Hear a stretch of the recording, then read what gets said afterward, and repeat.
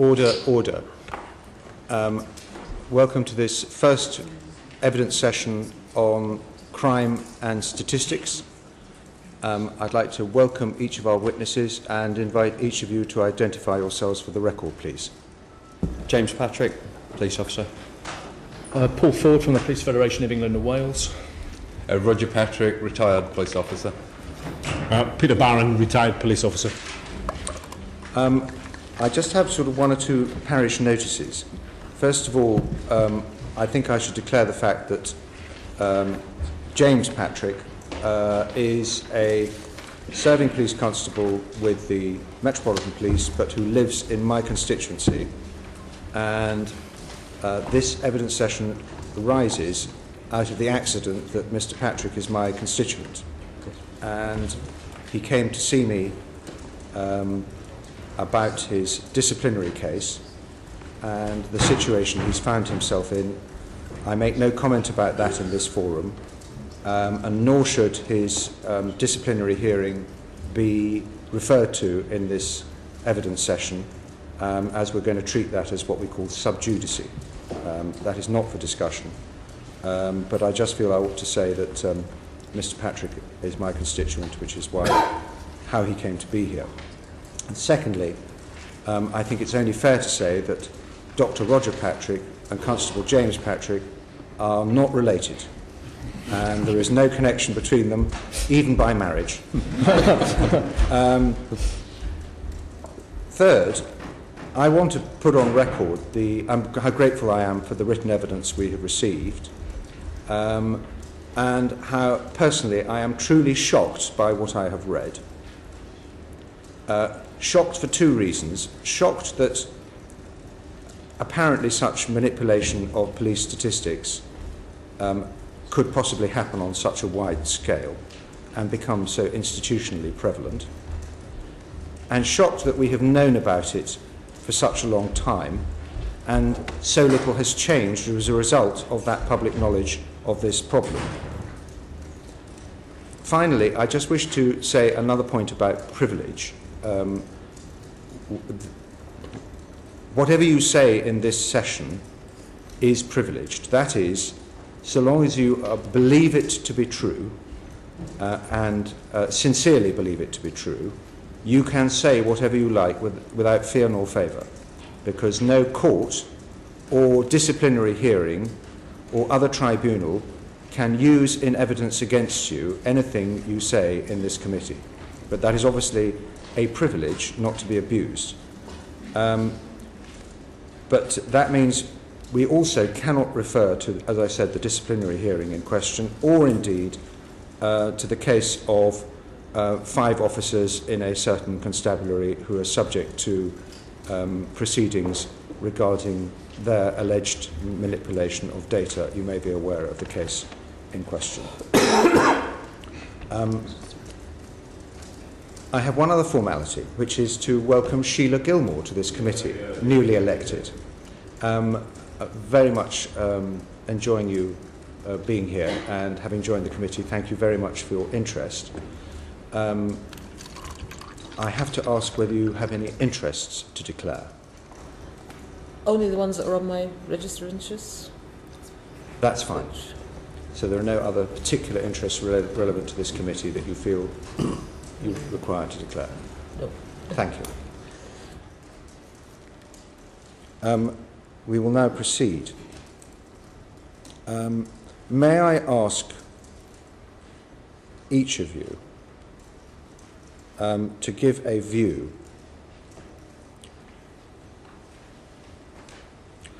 on, well, perhaps I could start with Dr. Patrick. Can you just describe what techniques, which you've described in your written evidence, tend to be used by police officers to alter the outcome of the statistical measures that we use for recording crime? Certainly, sir. There's a number of techniques that come under what police officers would call the generic term of cuffing. That's making crime figures disappear up the sleeve in reference to the magician's art. They Actual methods would be someone reports a crime to disbelieve them and not record it at all. Say they're making it up or it's a false report. Secondly, they may well record it as lost property. Another technique would be to record a sequence of crimes in the same street, say 5 or 6 cars that have been broken into, different owners, record that as just one crime, sort of continuous offence rule. You could also massage the figures by de-recording crimes, decategorising them. So a senior officer would look at a crime report and decide that no crime had occurred and inappropriately take it off the books.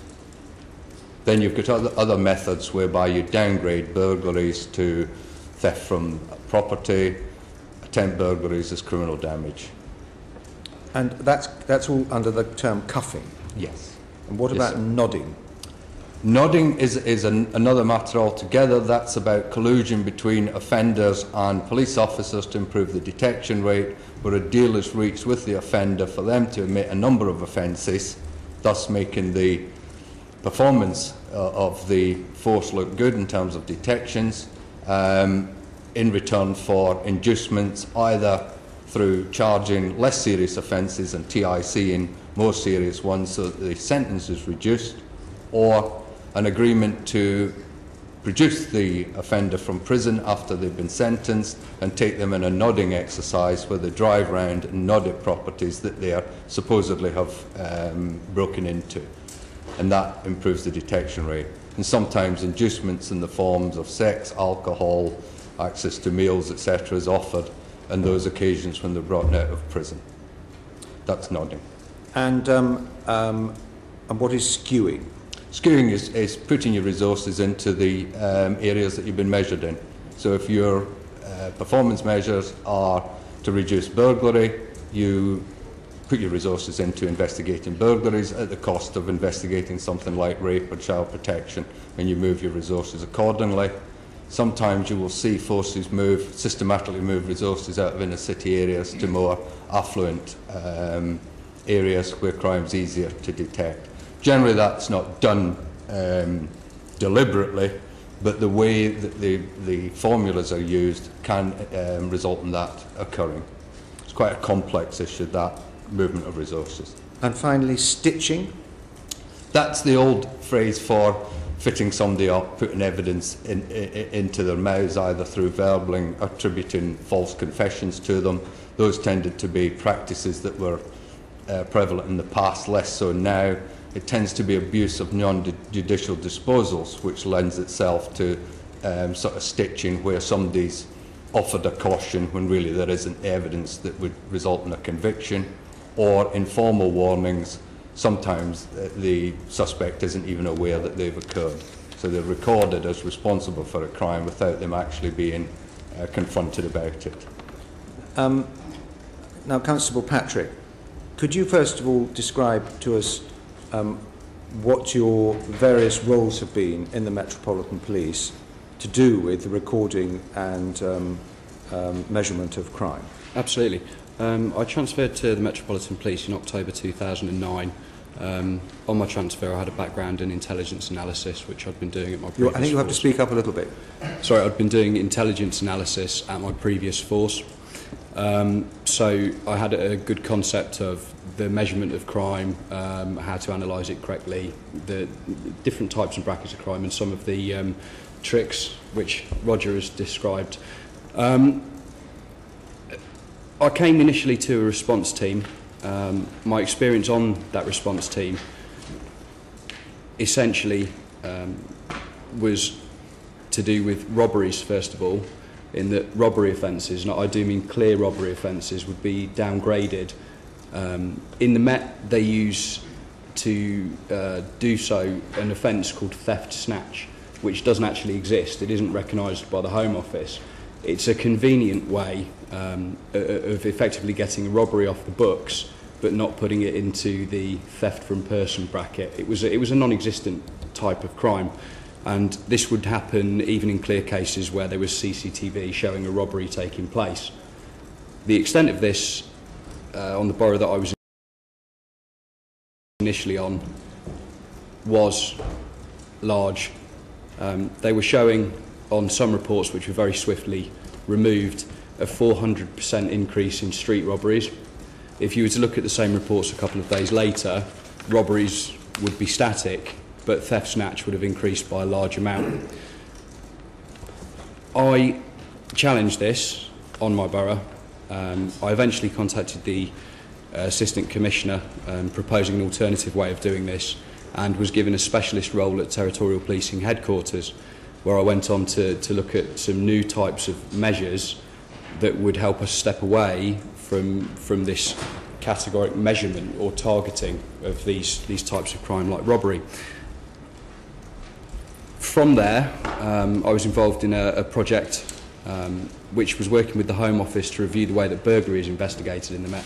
Again, burglary is an area where crimes are downgraded or moved into other brackets, such as criminal damage for attempted burglary or other types of thefts. I found, doing the pre-analysis on one borough for this, that there was a disparity of several percent, and that depended on which of the two forced systems you used to retrieve the data from. So you were looking at two systems of data, recording data, and they were basically recording the same data. Absolutely. They were recording the same data, but both systems would show variation in the level of the same offences. So it was completely inexplicable. I discussed this with some of the analysts at the Met, and they highlighted to me that they'd been aware of this problem for some time, and they'd actually performed some audit reports and found that as many as 300 burglaries would disappear within a couple of week period. So things would clearly be being reported as burglaries. You then rerun the same report. There'd been a human intervention, i.e. a management intervention, and those burglaries had effectively disappeared in a puff of smoke. I then was put into another specialist role, this time with serious crime and operations, and working on the crime fighters team, which effectively once a month gathers together the headline performance data for specialist crime and operations at a very senior level. So you're talking an assistant commissioner, chief superintendents and commanders sat in the room to discuss what's happened in that month. As part and parcel of that, in July, I did some analysis around serious sexual offences and rape. In the course of doing that, I found that no crimes, which is a way effectively of establishing that a report is no longer a crime to be investigated, were incorrect in about 80% of cases. 80%? Yes. That's my professional opinion based on what I looked at. It was 80% of cases. I went on to look at crime-related incidents, which is another very Met-centric type of thing. It's where effectively you say, yeah, crime has occurred, but it's a third-party report. That would be the general rule for when you would use a crime-related incident instead of a crime. So the victim hasn't confirmed it to you face-to-face. It's a referral from another agency. In reviewing those, I found that in 70% of cases, they shouldn't have been crime-related incidents. They were clear crimes. So I went on to do some analysis of 12 months' worth of data and established a statistical norm for the use of no crime and CRI, and then reversing the trend... CRI, you'll just have to clarify. Sorry, crime-related incidents. Right. Reversing that trend, what you could clearly see,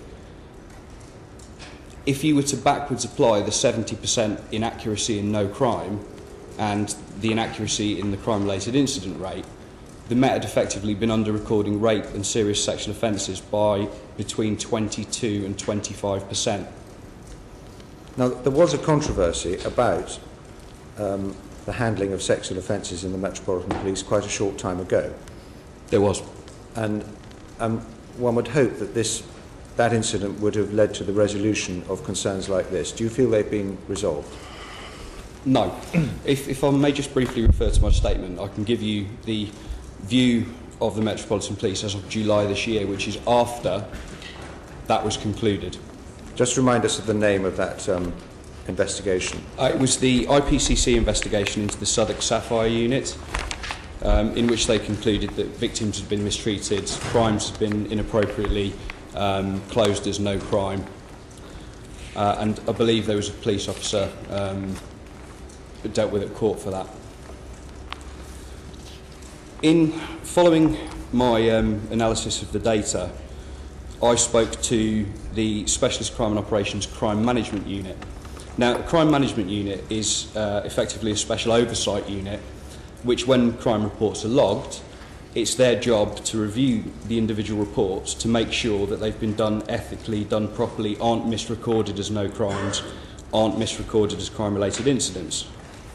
The summary of that conversation was that across all OCUs, which is Operational Command Units, officers were chancing it, asking for no crimes, but that this was most prevalent in respect of sexual offences. CMU, which is the Crime Management Unit, were doing their best, but with too limited a resource to ensure that it was kept only to a minimum. So effectively they haven't got enough staff to keep a lid on it.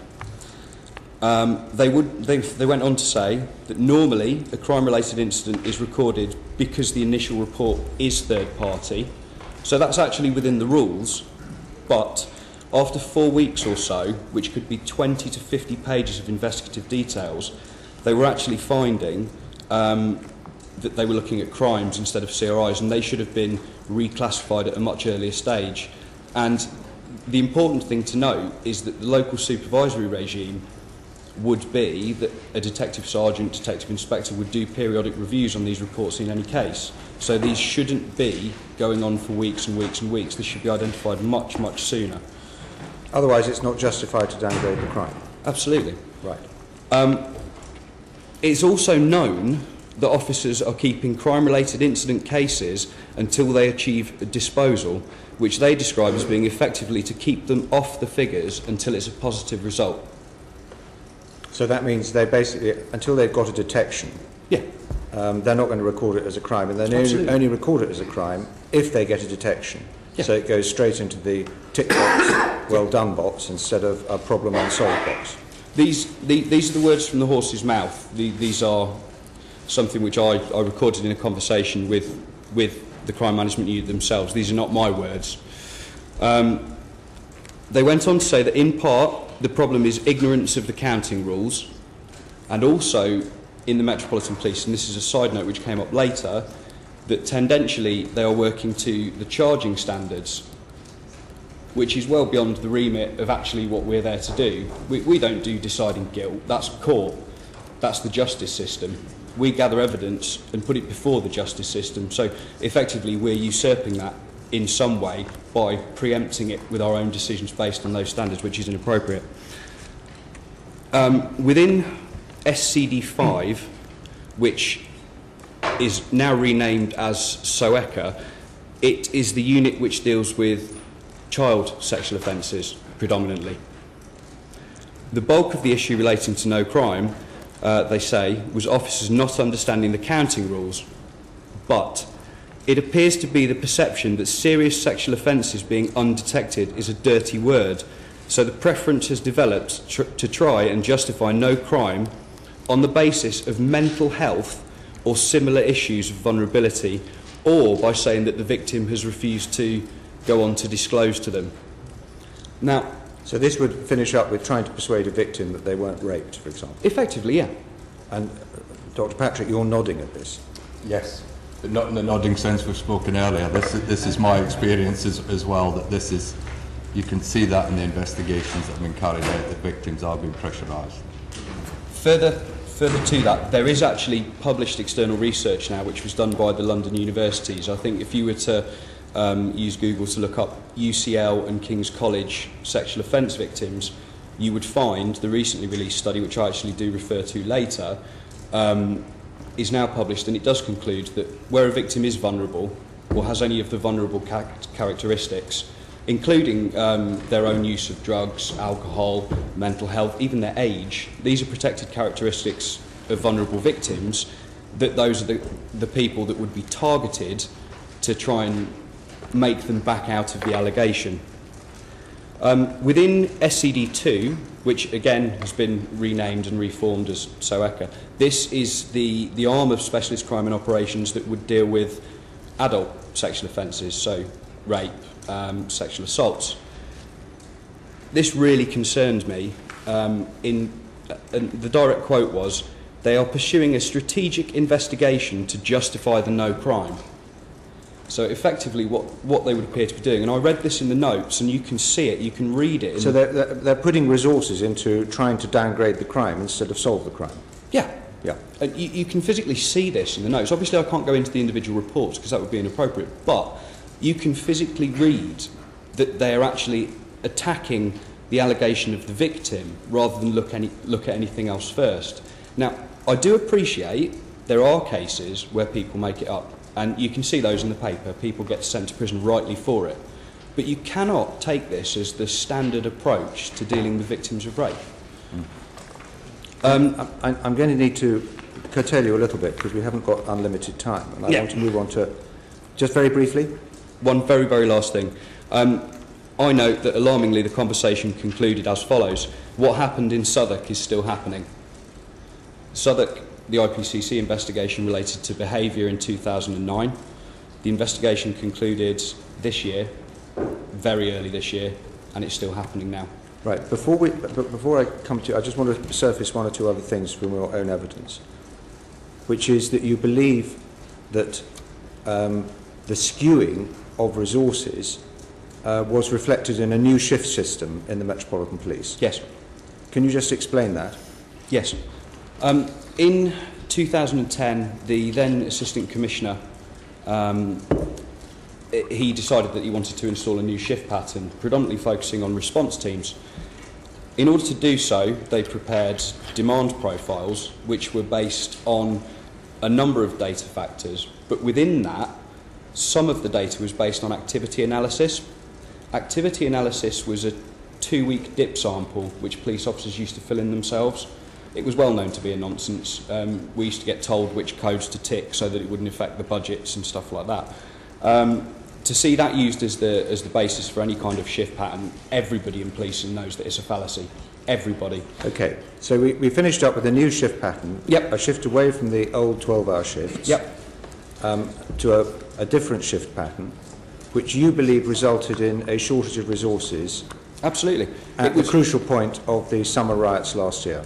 The 2011 riots and the Met's initial inability to respond with that was a direct result of the manipulation. In a couple of sentences, can you just explain what the consequence of the new shift system was that resulted in this shortage of resources on the nights of those riots? Absolutely. You broke existing teams, which had been working in groups of 4 across 18 of the boroughs, into 15, with varying start times. So there was complete overlap. People couldn't get access to hard resources, radio batteries, cars. People were walking long distance from police stations. They couldn't get onto computer systems because of the crossovers at the shifts. And effectively what it meant was that out of 32,000 police officers, on a Saturday night, which the actual demand profile had identified as a peak time, there was only 3,200 or so police officers on duty. That is not in any way normal. I find it difficult to get my brain around this, and we may need you to give us a bit more written evidence to surface that, so that we can understand it.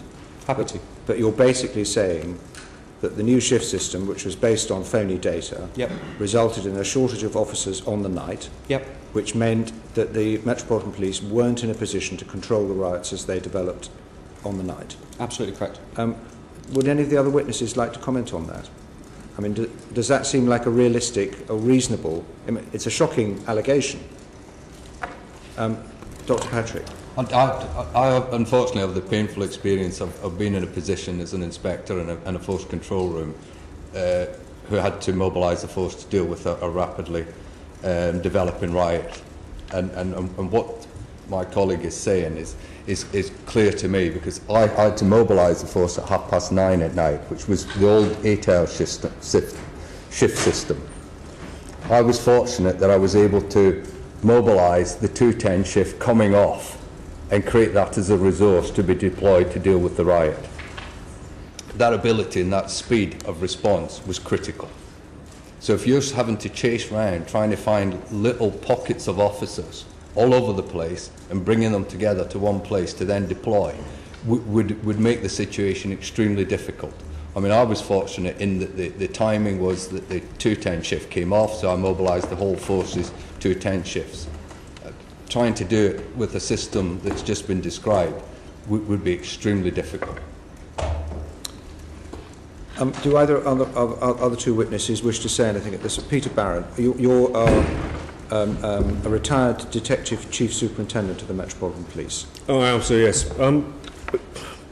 I can't argue with what James has said. What I would say is that in terms of a more strategic view, is that boroughs are allocated a certain workforce, and that workforce is determined by a number of criteria, some of which is the number of incidents and the number of crimes that are dealt with on those particular boroughs.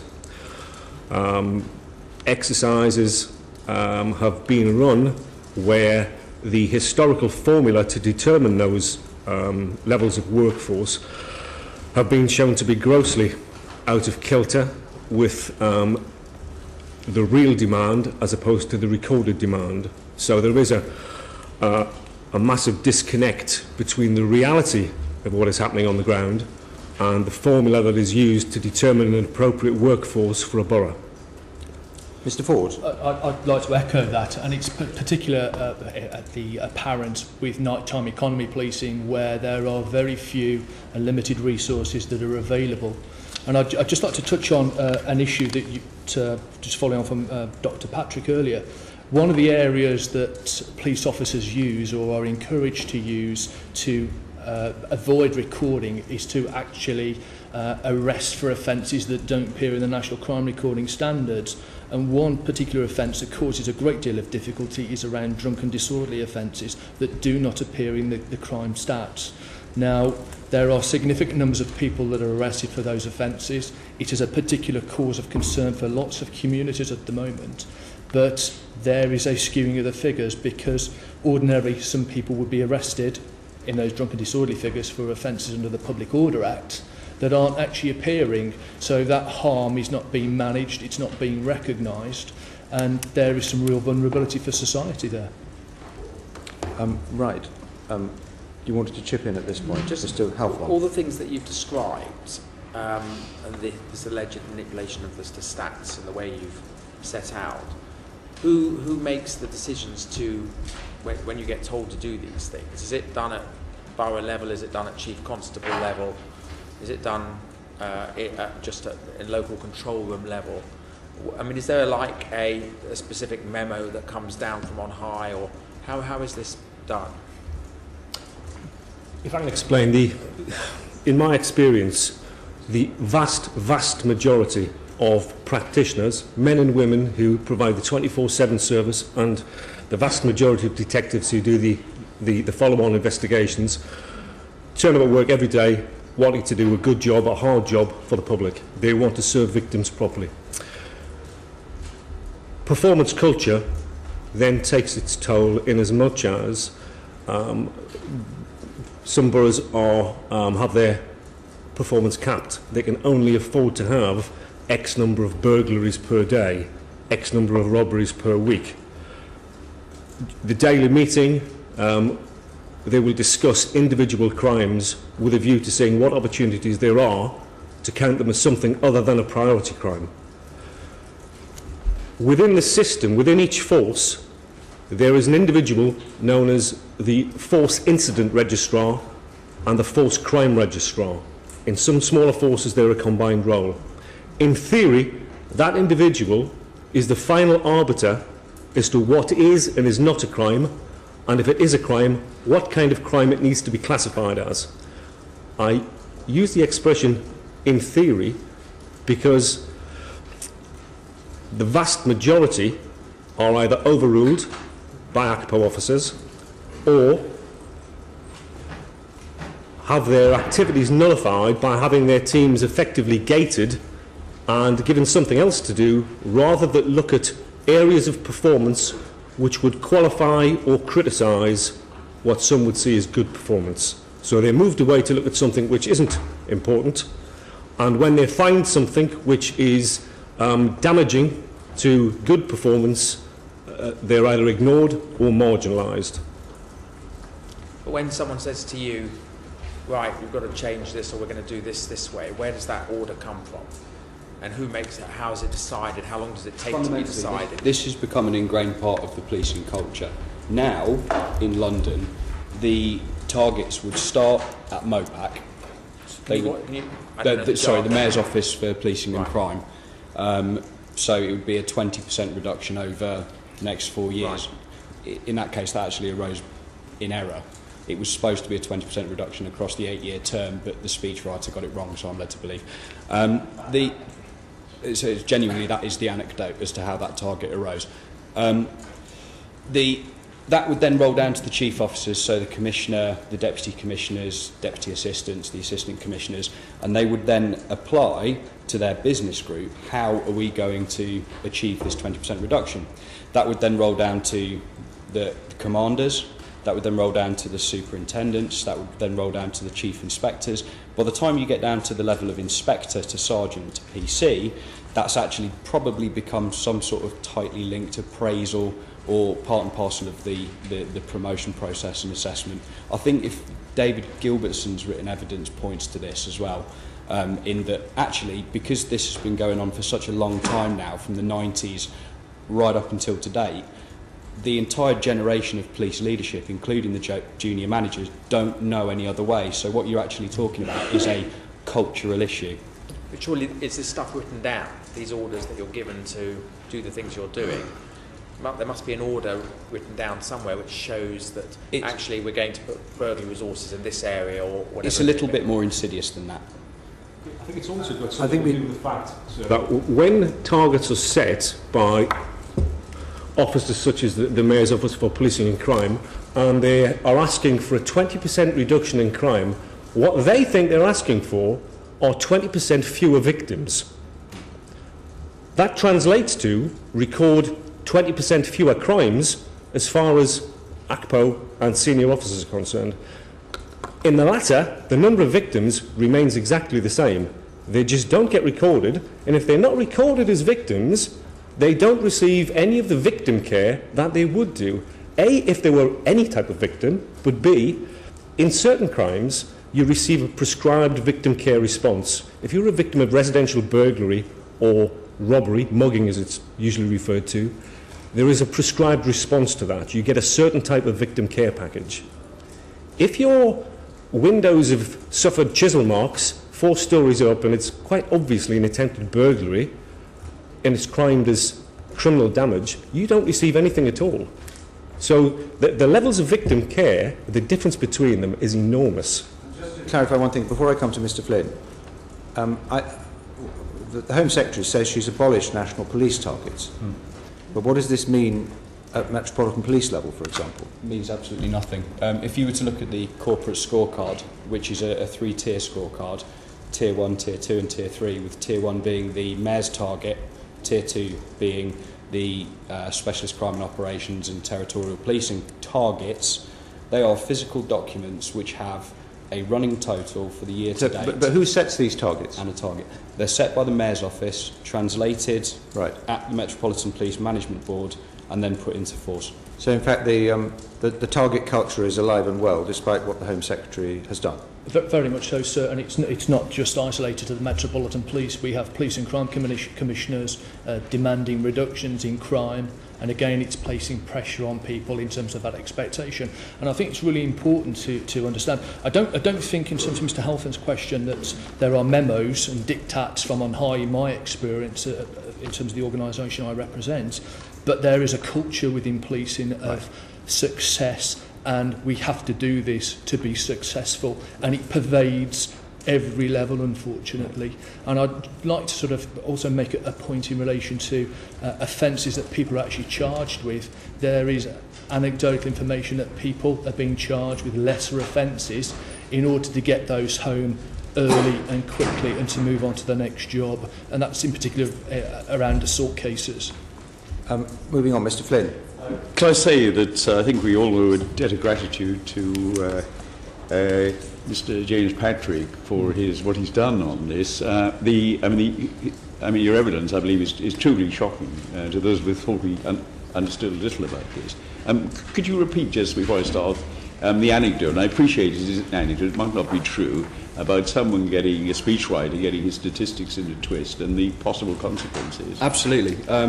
The reason that this came up in a conversation, I was at an analyst seminar where the performance analysts from the Mayor's office were there.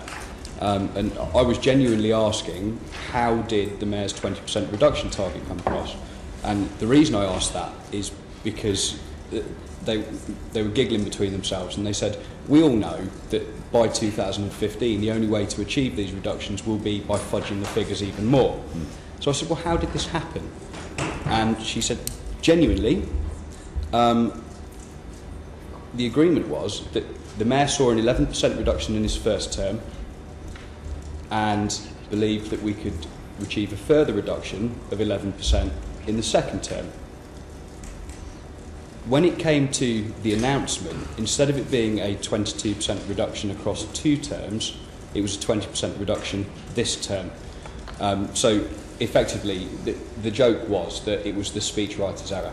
So the police force is then saddled with an impossible target that's unattainable except by fiddling the figures and going to all the Absolutely. The word used even by the Mayor's office is fudging. It's no secret. Okay. So this whole operation that we depend on so much to protect us is at best a fudge, but possibly worse than that. Could we take another? I mean, one can understand the pressure on police officers to attain targets because of what the newspapers say and what the public expect. But there's another imperative here, and that's the link between a performance appraisal and pay and bonuses if the police misrecord crime. Could you explain what the pressure is there? Is it what advantages do police officers have at all stages, up to Chief Constable, have to misrecord crime? Effectively, there used to be, and I believe it's used to be, someone correct me if it's not changed, cash bonuses for borough commanders and up to chief officers for achieving certain reductions. There used to and then be people's personal targets within their appraisals. Now, obviously, the police works on a pay scale, so you would have to achieve your annual targets in order to be approved for your next move on the pay scale. So that's been embedded for quite a while. They started in the Met a few years ago running this system called TOBAR, which is basically work-based assessment. It's nothing to do with dragging caravans along. And it's an acronym, is it? Yeah. What is it? What is an acronym for? Temporary Officer Work-Based Assessment, because effectively they temporarily promote you, and then over a period of time they assess you on a number of fixed areas in order to sign you off for your full promotion. And it was designed to replace part 2 of the examination process, and I believe the College of Police are looking at rolling this out as the national model.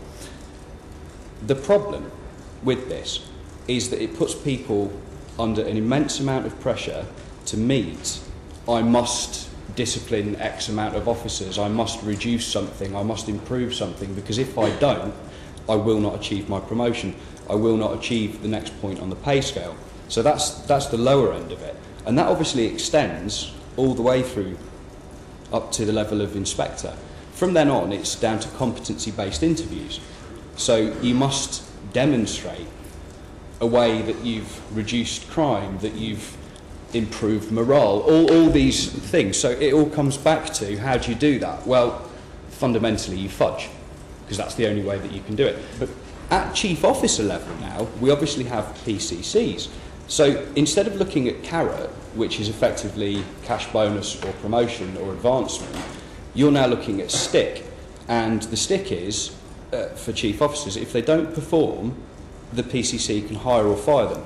That's the deal. That's where we are. So no chief police officer is going to want to be on the end of poor performance or missing their target, because it will leave them open to being sacked. Either way you look at it, carrot or stick, both of them are compostable materials. The only difference is that sticks rot slower, so that is something which needs to be monitored. Providing false information to get yourself a financial advantage is in itself a crime. Yes. So we are pushing the police force, the ethos of the police force is one which is encouraging police officers at all levels to commit crimes. Yes.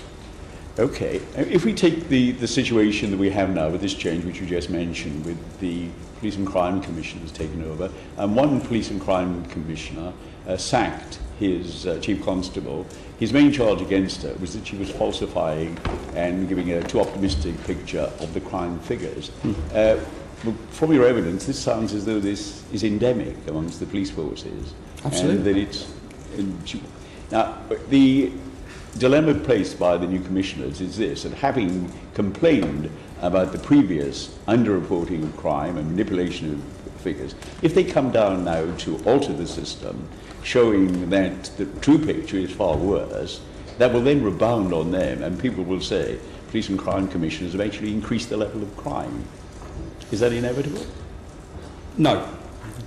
The simple caveat to that is they're not increasing the level of crime. The level of crime has never changed. No, but the perception is giving an honest view of the level of crime. And I wouldn't... It's not a position that I would envy, but it's not something which is insurmountable. I mean, fundamentally, PCCs are politicians, so they can probably deal with that in a much better way than I could. But it's not fatal, providing that it's done under the flag of honesty and for the people that they're serving, who they've been elected to serve. And Constable Patrick, yes. the pressure that PCCs put Chief Constables and Constabularies under, I mean, it's no different from the pressure that the Home Secretary used to put. I mean, it's the interface of political leadership that we need to address, that the political leadership needs to be mindful that if it's targeting and measuring, it's likely to be distorted. Yeah. I think Tim Hope's evidence actually points that out quite concisely as well.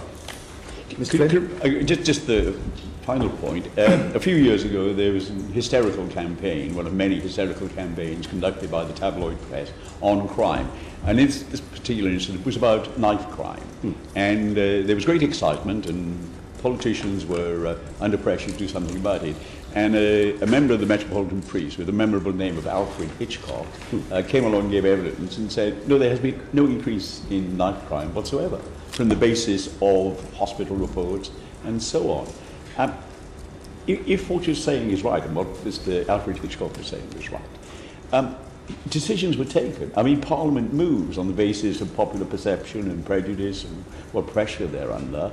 And these decisions have been taken on false information. Yes. Is that true? Yeah.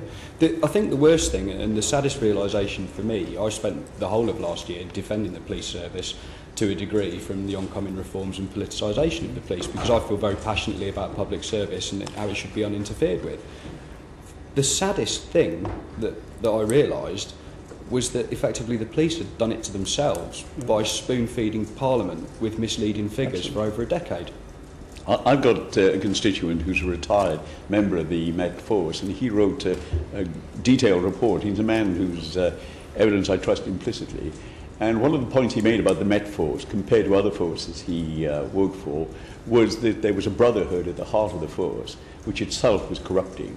And he put the blame on many of the faults of that force on the existence and the strength of the Freemasons in the Met. Is that a problem you've come across? I've never had anything to do with masonry. That's why you're sitting where you are now. Yes. Okay. And I think you've made your point. But I don't wish to pursue Freemasonry. We need to stick to the question of statistics and its consequences. Is there anything else you want to ask at this point? No, I'm very most happy grateful to you. Congratulate. But I mean, I think what we've heard is basically how there is a system of incentives in the police that has become inherently corrupting. And I think that is a very shocking thing to hear. Before I go on to Mr. Halfon, Mr. Turner, you had something you want to add? Just to ask, looking at vulnerable people, and particularly young people, it appears that the crimes which have been committed by others they are not protected against these dismissals, if you like, from their treatment. What are the rules about recording vulnerable people's protection? It's a statutory requirement, I believe. Yes, well, in terms of the National Crime Recording Standards, if someone makes a complaint on the balance of probability, the police service should record that complaint. Yes. So if they make a complaint, they should record it. And the difference, I think you said 25%? Yeah, potentially between 21 and 25%. And you can tell it that accurately? Yeah. Okay.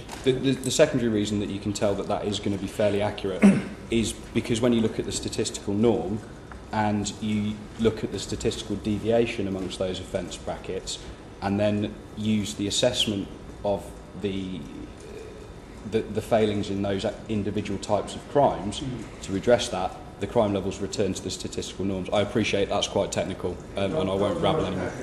Just at the point there raised about this balance of probability standard, the National Crime Recording Standard being interpreted as a balance of probability standard. That was not its initial intention.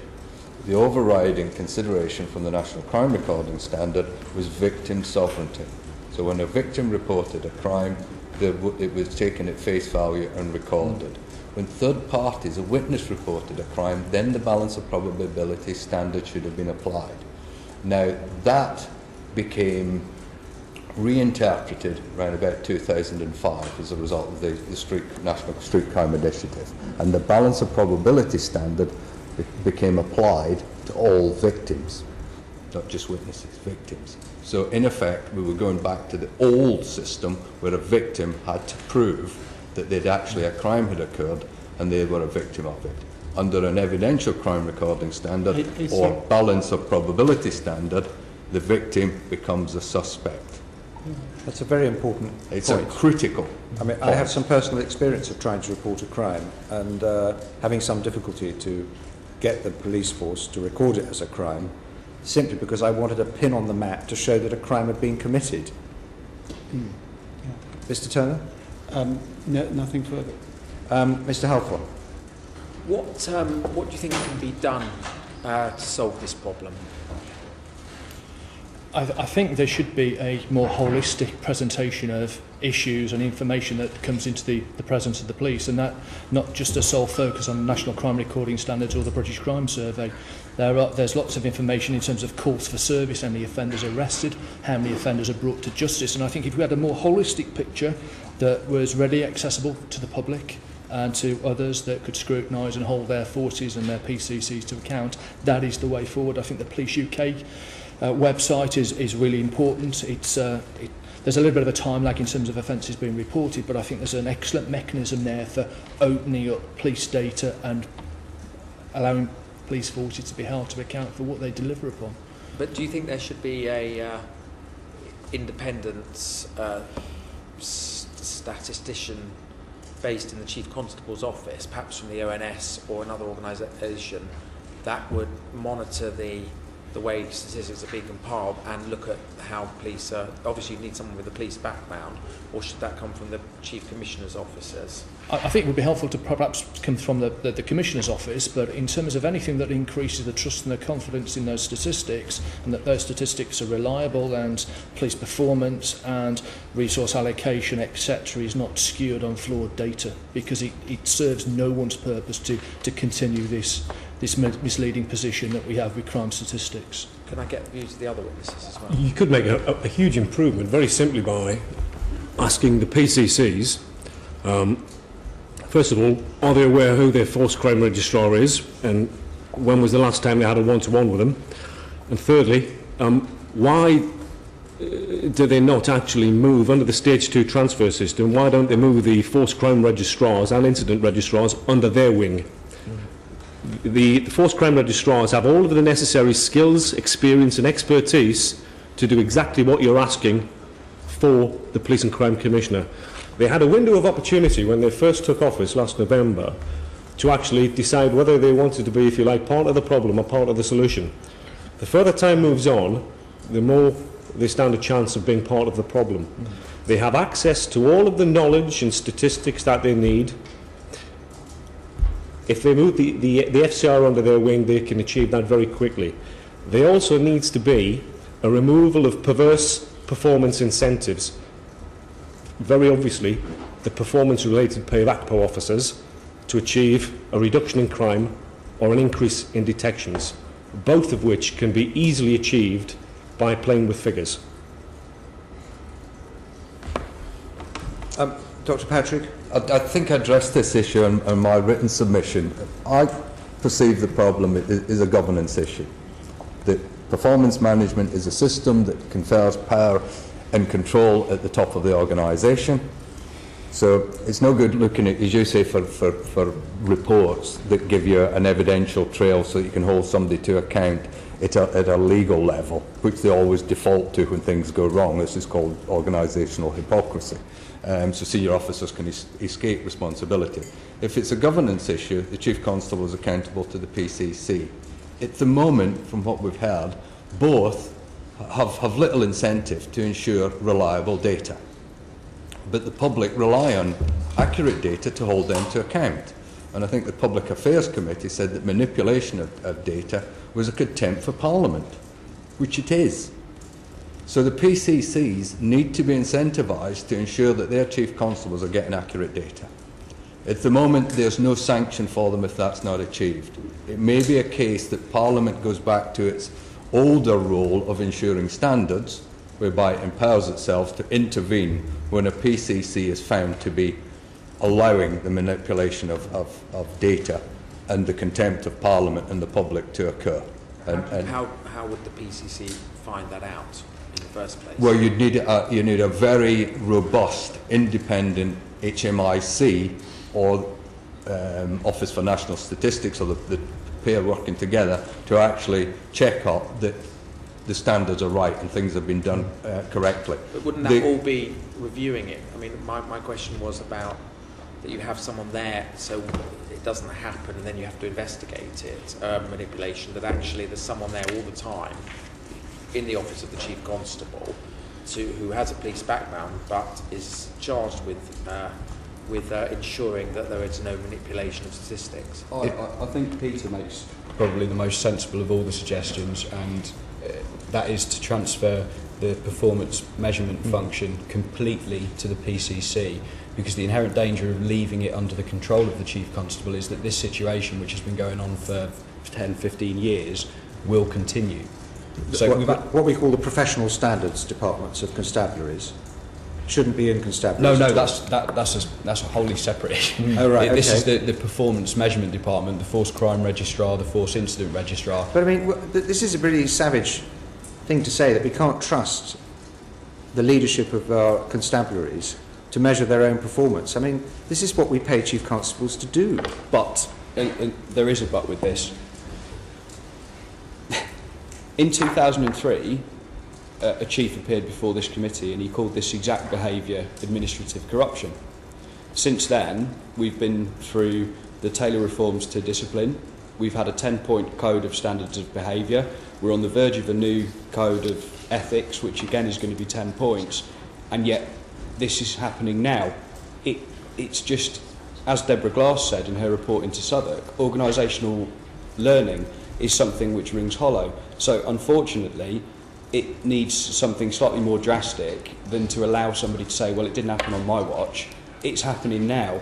So separate the functions out. Separate, as I've said in my written evidence, the functions of the standards departments away from the police. Wouldn't you need both? Because you'd need someone there in the office of the Chief Constable to change the culture in the first place. So the PCC would be a monitoring thing, but somebody there to liaise with the police commission, whatever they're called now, but authority, the whole thing is about changing the culture, not... People respond to the incentives. As long as you've got performance-related pay which is attached to reducing crime, recorded crime, or increasing detections, you're always going to find it skewed because people take the path of least resistance. If you then craft a range of performance indicators which are based on quality, so they're qualitative as opposed to quantitative, you'll find the police force is the most can-do organisation imaginable. If you set them a task, they will respond to it positively. Change the performance indicators and it will have an almost immediate response. Who should change those indicators? I think that's got to be set by the Home Office. But aren't the indicators that need to be changed away from financial indicators more to simple principles and values about how you expect police officers to behave? They are, but there need to be measures which underpin those values. Why do we need to measure it? Because you know when somebody's being dishonest. Well, the issues we're describing here, sir, are common knowledge at every level in every force within England and This Wales. is what one might call institutional corruption. Yes. You might. And what happens to people who challenge this culture? By and large, they're marginalised. If they apply for promotion, they are surprisingly not selected. They're judged to be not a team player. We now find ourselves in a situation where potentially forces will be amalgamating across England and Wales, and therefore chief officers might think it's a good idea to shine bright at this time because they want to be one of the few surviving chief constables. How do they do that? They want to appear good in the eyes of their PCC. How do they do that? They achieve their performance targets. Mr. Ford, on behalf of the Police Federation, are you dealing with a lot of stifled whistleblowers? We are, sir, yes.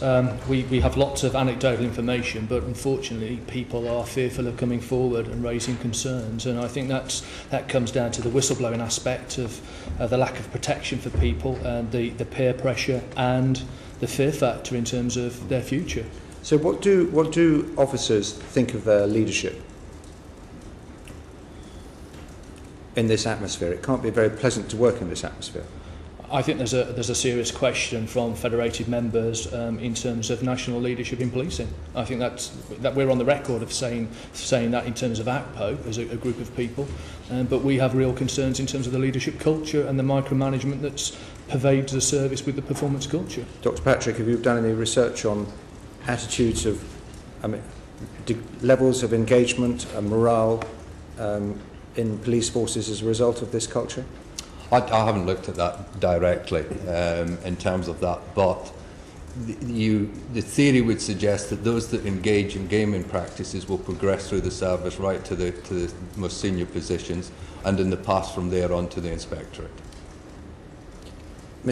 Constable Patrick, do you want to add anything at this point, knowing your personal circumstances and that we don't want to being a trespass on that? Being a whistleblower in the police is just unpleasant. To be honest, I've carried it around for 3 years with me now, and it's not a topic that I particularly want to reveal to the entire world beyond what I've written in here, because it's impacted upon my whole family. I mean, if you just wanted an idea of the reaction to my written submission to this committee, which would be indicative of the general reaction to police whistleblowing, a assistant chief constable openly on the social media site Twitter tweeted at me in quite an aggressive fashion, basically saying, "Are you calling me a liar, a fool, or guilty of misconduct? What you've said is offensive and indefensible." Now, that's a senior identifiable police officer responding to evidence to a parliamentary committee in public to an individual. That's the kind of reaction. If you want the slightly more insidious type of reaction, there is... But I have to say, it would seem rather unprofessional to me, for a senior officer to be tweeting about a disciplinary matter, whatever his view about it might be.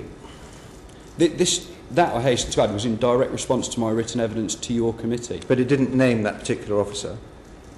Oh no, it's under his own name, and Yes, it was directed but your at evidence me. does not name any particular officers. No, my evidence does not name any particular officer. So pots and kettles, one imagines. With your whistleblowing, why did you decide to make it so public? And did you think, I'll go and see my local MP, or go and see the Home Office, or go and see the police commissioner about it first? Or maybe you did all these things, but can you just set and train why you decided to do what you did? Over the last 3 years, I've been through my line management, my borough management, up to the level of the assistant commissioners. You can't go to the IPCC because of Section 29 of the Police Reform Act, even though under Section 37 of the Police Reform Act, they're the prescribed regulator under the whistleblowing legislation. Double bind, can't do it. That's one of the things you recommend that we change. Absolutely. It's a really, really simplistic measure. Because you submitted a complaint for your senior officers to give to the IPCC, Yeah. and they refused to give it. Absolutely. I was given the opportunity by my counsel, my legal counsel, to give fundamentally what would have been this evidence to the Home Affairs Select Committee in January this year. I was expressly declined permission by the Chief Officer of the Directorate of Professional Standards to speak to a parliamentary committee. What about your MP? Did you approach your MP first? I approached... I was reluctant to for a long time because, frankly, my understanding of what benefit there could possibly be from doing that, apart from potentially a letter. Yeah, but your MP, I'm not criticising what you've done, I'm just trying to understand it. Yeah. So your MP could have probably taken up your case and then gone to see all the people that you may not have been able to see. But I And did... including, did you say you're not allowed to see the Chief Police Commissioner for the area, or you are? Tell you what, if you could get an appointment... But your MP could have done that with you. I'm just trying to understand the process that led you at the to appropriate doing point, the thing. Yeah, you did. At the appropriate point, I wrote to my MP as a constituent, and he responded, and it was dealt with at the appropriate time. Yeah. Mr. Hopkins. Yes, well, quite frankly, what I've heard this morning is astonishing, and I'm sure most members of the public would find that too. I'm almost open-mouthed, with unable to find words to say what I think. But you know, clearly the public confidence in police statistics must be now, as a result of today, must be rocketing down to zero or plummeting to zero, and that. You're saying every police force, this is going on to try to manipulate massage statistics to present an apparent reduction in crime. So you know, the confidence that we can take for granted, the confidence of the public, and one hope that the policymakers will now take note of what you've said this morning, and certainly I hope our report will press them in that direction. What is the impact on victims of crimes if their crimes are being misrecorded? I mean, that's a serious concern to me. Victims. Victims are missing out in a huge way. Many people are persuaded that, you know, their pocket hasn't been picked. You know, is it possible that you've lost it, to the extent whereby, you know, from experience, victims have been of robbery, street robbery, where violence has been used to take the property from them. They've been rung back on so many occasions to try and persuade them that in fact they were mistaken and no violence was used and it was merely just slipped from their bag, that victims were putting the phone down in disgust, purely harassed by another call from somebody else trying to persuade them that they were mistaken about the level of force used. And we're talking about professional, perfectly sound thinking individuals who've been the victims of crime. If you do become a victim of crime, becoming a victim of priority crime is even more difficult, because of course forces will argue, boroughs will argue at a lower level, we can only afford to have 6 robberies a day to stay within our weekly target, so many to stay within our monthly target. If we get that, great, I'll get promoted, everybody's happy. If we don't, I'm going to give everybody a hard time. So I highlighted this issue in relation to incidents involving domestic violence and child protection, child abuse, where the incidents weren't recorded and investigated, and subsequently this led to homicide. So that is the extreme end of the risk that people are taking. It isn't just about fudging the figures just to keep everybody happy. There are really serious consequences of this behaviour. I think that there's a re-victimisation of the original victim in terms of their lack of trust and confidence in an organisation and a service that should be there to protect people. And the ultimate sanction, really, or the consequence, is that offender goes on to commit further offences and there's further victims. So people are being let down on a massive scale. Yes. Constable Patrick. as police officers, we have a statutory obligation under the Victims Code of Practice for the way that we deal with victims of crime. We're clearly not meeting that. If you could imagine being a victim of rape, which is an absolutely abominable offence, and those that are charged with actually protecting you and providing you with support and investigating what's just happened to you are in fact pressurising you into retracting your allegation, it's absolutely disgusting. And beyond that individual human aspect of it, which is completely abhorrent, there are broader impacts still which go to crime pattern analysis being ineffective, which means that suspects are left to carry on offending for months, for years. It's just the entire thing. It's revolting. There is legislation, Corporate Manslaughter and Homicide Act 2007, which looks at, as opposed to the old health and safety legislation, which basically looked at the person who should have perhaps shut the bow doors on the ferry or whatever. In the old legislation, they were the only people who could be potentially culpable. Legislation was changed, and this new legislation, Corporate Manslaughter and Homicide Act 2007, was brought in to look at those responsible for setting out the policies and procedures responsible for ensuring good governance within an organisation. My suspicion is that that legislation will actually be brought to bear on those senior officers who have been aware of the situation for a long time, have done nothing about it. The files are full of audits by the Audit Commission, HMIC, NPIA, and internal audits from their force crime registrars, which by and large say exactly the same thing, and they rehearse the issues we've been describing today. To say they were unaware is farcical, but when officers are not in a position to use that information to conduct an accurate and effective risk assessment, and as a result somebody is killed or seriously injured, I think somebody should be held responsible for it. Mr. Hopkins? I mean, it strikes me that that performance-related pay is wholly inappropriate inside a professional service like the police service, particularly the police service. Over 20 years ago, private industry abandoned performance-related pay because it had a demoralising effect, and actually productivity went down, not up. To now be fined 20 years later in a professional service, it's still being used and with devastating effects, I think is appalling.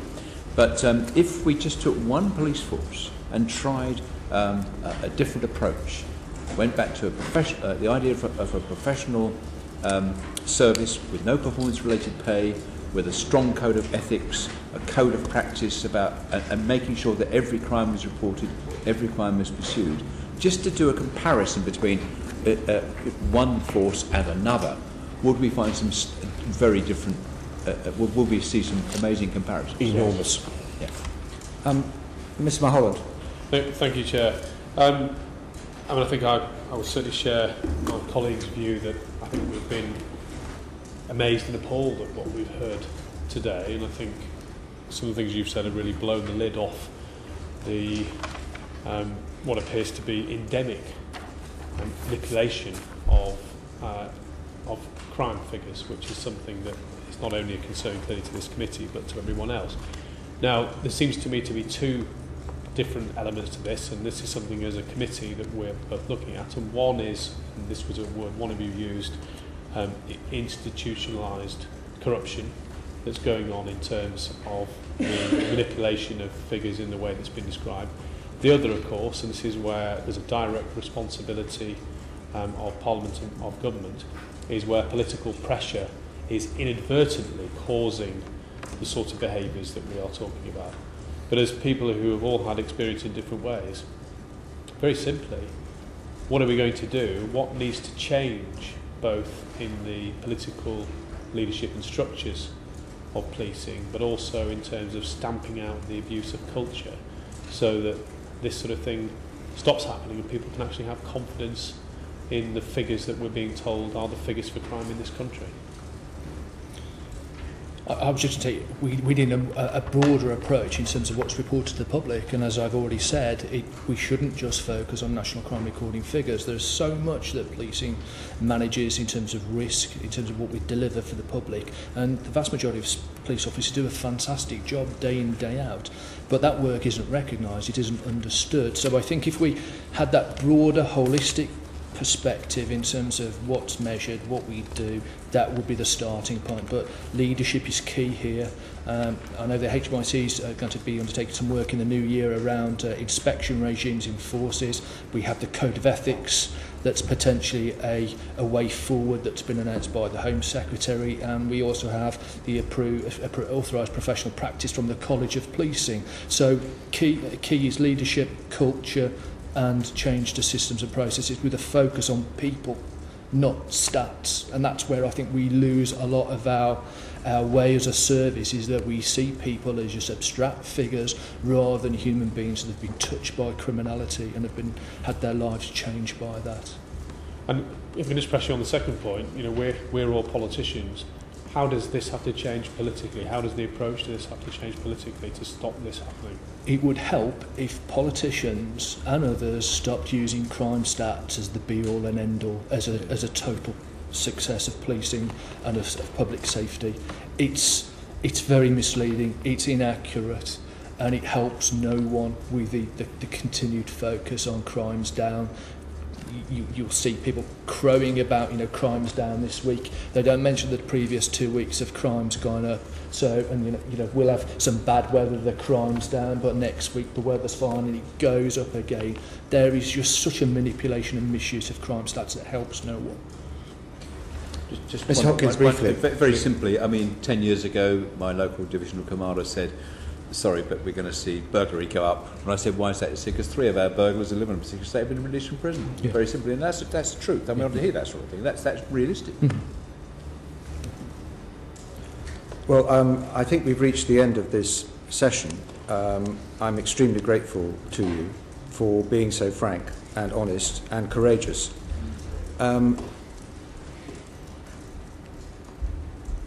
we want a police service that is actually driven by the highest values of integrity, truthfulness, decency, fairness, rather than one driven by targets? And how can we bring that about?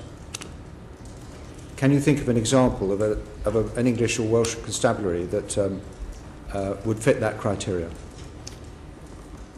During my research, I came across Greater Manchester, where the chair of the police authority and his clerk were very much on to trying to maintain standards.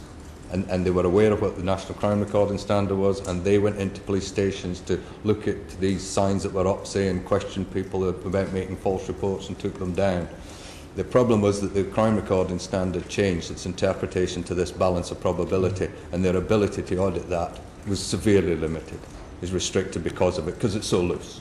So you need to look at that again and go back to the victim sovereignty, so that when somebody reports a crime, it's their right to have it recorded, investigated. If it's found to be false later on, then they can be charged with the offences. It won't affect the crime figures because there'll be another offence recorded. One will come off the books and one will go on. So the burglary will come off and the fraud will go on. But don't we want a police force, which, whatever the incentives are, where the police say, I'm sorry, I'm not going to do that, that's not right, or this is going on and I'm going to report it, and the leadership say, thank you for reporting this, it's not right. Why do we change of emphasis, sir, in as much as instead of seeing an increase in crime as being a negative thing whereby people are going to be beaten up for it, metaphorically, it needs to be seen as enriching the intelligence picture. We're now having a better understanding of what is happening and where it's happening and when it's happening. But at the moment, that is missed completely. That is completely undervalued. I've personally no doubt that political leadership has played a big part in the decline of policing standards and standards of behaviour in the police that you've described. And personally, I would like to apologise on behalf of politicians of all parties who are responsible for creating this atmosphere in which targets must be achieved, creating the perverse incentives that have created this situation. And this must be addressed by the political class as well as the police. But I ask my question again, what kind of leadership should we be looking for in the police service at the top of our constabularies that will root out this practice, whatever the incentives set by politicians? And we're not universally reliable, we politicians, let's face it. Good governance and independent regulation. Mm-hmm. Regulators with the power to inspect and bring this sort of evidence to the attention of appropriate authorities to act, and a courage to act when malpractice is uncovered. That has been lacking over the years. Certainly what we've disclosed to you here today has been disclosed and has been uncovered, but no one's acted. I think that is the most shocking thing of all, is that this is part of a long ongoing discussion over many years, and the fundamental problem has not been addressed. Can I add to that, sir? Mr. Barron. There also needs to be a whistleblowing facility which is demonstrably independent of the organisation, in this case the police service. In a previous incarnation, I was head of operations for the Internal Investigations Command, and various allegations came through there which related to these very issues. So this is nothing new. But the repeal of Section 29 of the Police Reform Act would address that. It would mean that whistleblowers like Mr. Patrick would be able to go straight to the IPCC, which they can't at the moment. Yeah. Mr. Patrick? Again, as I write in my evidence, I would further say that the actual responsibility for the investigation of the police should be removed from the police completely. The IPCC have been fighting for more responsibility and more budget. Give it to them. That would be the most sensible thing. And do you think there's a case for an organisation like the Committee on Standards in Public Life to investigate values and policing in the United Kingdom? I think there's certainly room for an inquiry as the bare bones of starting that, yes. You're all nodding. Yeah. Well, thank you very, very much indeed for your evidence today. And we will now move on to the second panel. I do apologise, we're running a bit late.